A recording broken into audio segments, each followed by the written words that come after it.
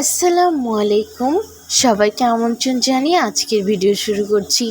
আজকে তোমাদের সাথে শেয়ার করছি ইউনিক চিকেন পকোড়ার রেসিপি। তো চলো রেসিপিটা শুরু করা যাক। এখানে প্রথমে হাড় সমেত অনেকগুলো মাংস নেওয়া হয়েছে।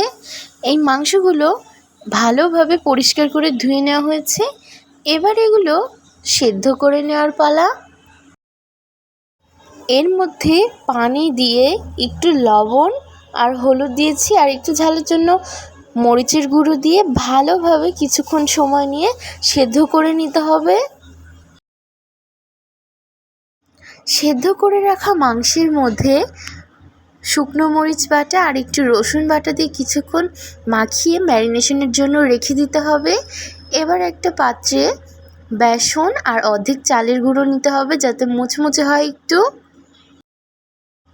এবার এর মধ্যে হলুদ গুঁড়ো, মরিচ গুঁড়ো, ধনে গুঁড়ো আর স্বাদ মতো লবণ দিয়ে কিছুক্ষণ মাখিয়ে নিতে হবে।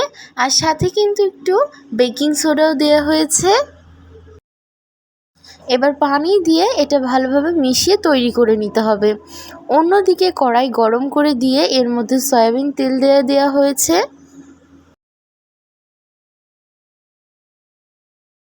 তেল গরম হয়ে আসলে একে একে সব সেদ্ধ মাংস এর মধ্যে কোট করে দিয়ে ভেজে নিতে হবে।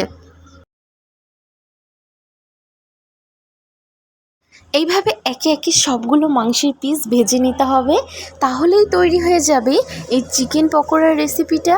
এই রেসিপিটা কিন্তু হাতে অল্প সময় থাকলে তোমরা তৈরি করে নিতে পারো।